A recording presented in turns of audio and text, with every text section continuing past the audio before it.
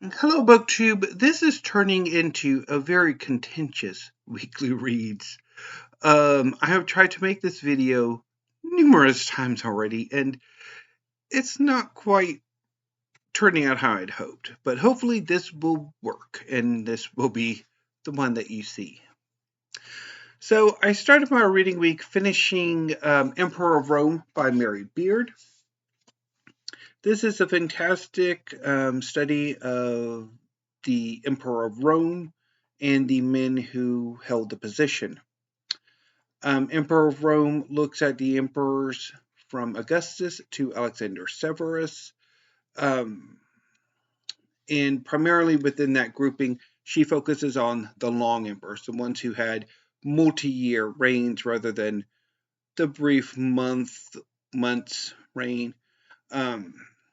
And the book's really interesting. She looks at how Rome became an autocracy under Augustus, how the position was succeeded, like the succession to the position. And she looks at dining culture, the palace and imperial properties, what went on in those palaces and properties, what the emperor did abroad, outside of Italy, what coming face to face to the emperor meant, how the emperor was represented in public, and what happened at the emperor's death. I really enjoyed this book, although I do have some quibbles with it that I'm fairly sure a reread will enrich the experience, and I'll understand a bit more of what Beard is getting at with some of those quibbles, which is what happened with SPQR. But regardless of my quibbles, which are really minor, I love the book. So definitely good start to my year because that was the first thing I finished. So after I finished Emperor of Rome, I read 3 books. Eden Zero, Volume 26 by Hiro Mashima. So Eden Zero is a space opera shonen series about a young man named Shiki who was raised on a planet populated by androids. The planet is a tourist destination, although nobody's actually gone for quite a long time. One day he meets a young woman named Rebecca and her exceed companion Happy, who have come to the planet to film videos for her B-Cube channel. The androids seem to malfunction and try to kill Rebecca and Happy. Shiki rescues them and the trio flee the planet. And they decide to become adventurers and seek out the galactic goddess figure known as Mother. They come upon a ship called the Eden Zero, which was left for Shiki by his adoptive grandfather, Ziggy. And together, Shiki, Rebecca, and Happy form a tight-knit crew with the AIs, the androids who sort of serve as sort of control certain sections of the ship, as well as a number of lost and orphaned wanderers. And they go on adventures and eventually come into conflict with Shiki's adoptive grandfather, Ziggy, who has taken on an anti-human agenda. They eventually figure out that Ziggy's being controlled by the artificial intelligence of another ship called the Eden's One, and that to save Mother, they have to go to another universe, Universe Zero, to sort of save Mother in this sort of a convergent reality. So they go back to when the series started and meet again, and once they meet, their memories are restored. So this volume 26 opens with Shiki, Rebecca, and Happy catching up. At the end of volume 25, their memories had been restored. So they go to the Castellan to try to prevent him from faking that he's malfunctioning, and he reveals that no, Ziggy's he took care of that problem, but he left you a going away present because he figured you would want to leave one day, and that gift is the Eden Zero. So, Shiki, Rebecca, and Happy leave Grambel on the Eden's 1, Eden 0, and they meet Witch again, who's alive in this universe, and then they go and collect the rest of the crew. They start with the planet Norma, which in this reality has also been attacked by a chronophage, and they recruit Weiss and Pino. And then they go to Belial Gore to get Sister. And while they're there, they learn that Drake and Joe, an early villain, is located there, and that and basically 3 members of the crew were in Drake and Joe's employ. Jen, Clean, and Laguna. And so they decide once they've restored Sister's memories that to go take on Drake and Joe and get their 3 other crewmates as well. And while they do that, they learn that Homura is also on Belial Gore. She's been effectively enslaved by Drake and Joe because of her mother's debts, which is sort of Drake and Joe's thing. So once they invade Drake and Joe's base, Sister takes on Jen and Clean, and Rebecca and Weiss have some unfinished business with some of Drake and Joe's goons, and Shiki goes in search of Laguna. However, this is Universe 0, so things are not exactly what they think, because when Shiki confronts, so Drake and Joe has 4 primary goons representing the 4 elements.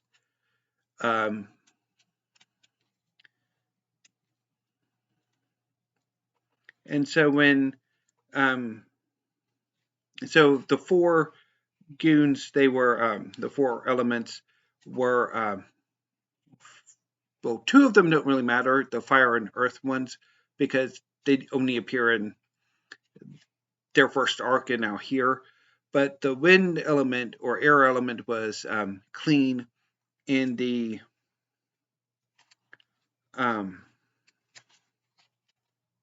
water one was Laguna. However, when Shiki thinks he's about to fight or re-encounter Laguna, he actually encounters Nero, who in the previous arcs was the Emperor of the AOE Cosmos. And so Shiki's trying to figure out where's Laguna, and eventually Nero remembers that Laguna actually is the leader of the rebellion, and that Nero himself had abdicated so that his son Shura would become emperor. So yeah, so the Sister, Jen and Clean, as well as Hermit gain their memories, and the 4 elements are defeated, and Drake and Joe makes his appearance, and Shiki makes a determination that he wants to befriend not only Drake and Joe, but also Shura. And that's just, yeah. And I do want to show you the Um,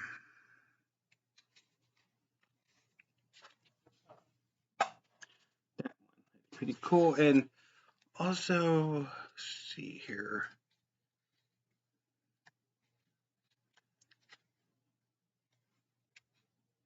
Oh yeah, that's one too. Pretty good to see too. So yeah, I really enjoyed this volume. Um, it was a blast. And I kind of wish I had some more, but obviously I've got Eden Zero pretty much up to date. So yeah, but that was fun. Um, and then after Eden Zero, I read 2 slim volumes of poetry. I started with Frank Sonnets by Diane Seuss. So this is a collection of deeply personal um, sonnets that deal with, largely family life, Diane Seuss's family, and um, sort of the numerous tragedies that um, she's gone through. And these were powerful. I really enjoyed this collection. And I also read and really enjoyed Unusually Grand Ideas by James Davis May. So this collection is also deeply personal. It deals with depression and suicidal thoughts and being a father, and this collection is very powerful as well. And then on Sunday, I started on the collected poems of Frank O'Hara. So I read the first 92 pages on Sunday, and I also have mixed opinions about the collection. I liked the poems, but I wasn't making nearly as much progress as I had hoped.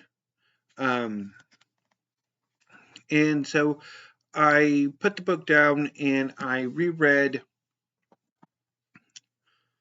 Hosts and Guests by Nick Klug. This is one of my favorite poetry collections, and I pretty much reread it several times a year now that I've discovered it.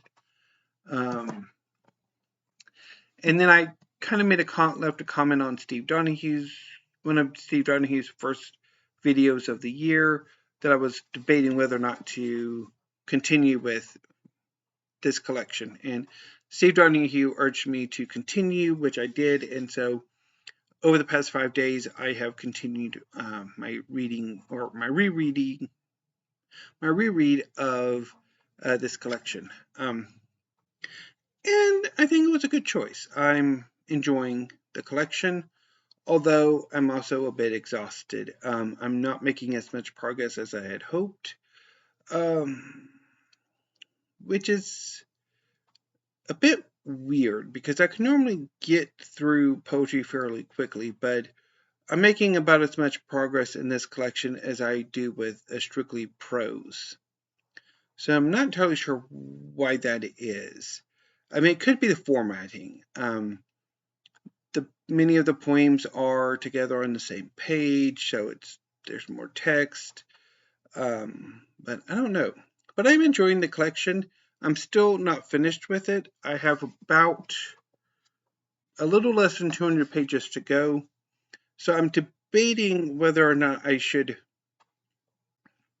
continue, excuse me, continue with the collection over the weekend, or until I finish, or take a break and read A Legacy of Violence by Carolyn Elkins. This would be about redemption, or if I should just finish this and then start on Legacy of Violence. I don't know. I'll report back what I decide on Friday.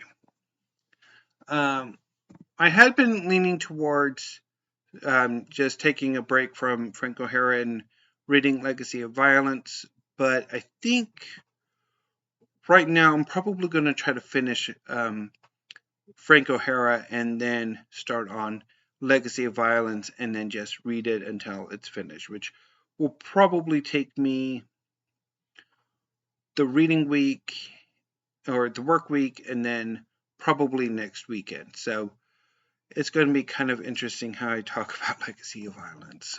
Anyway, so that's my reading week and my reading plans.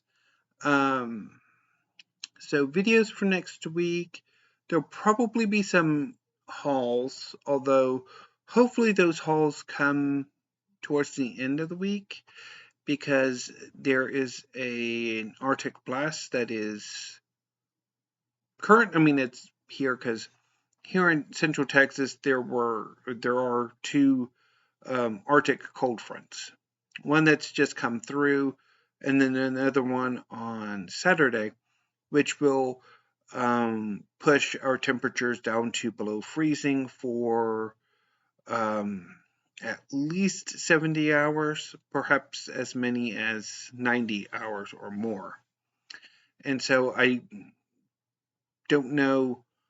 I'm pretty sure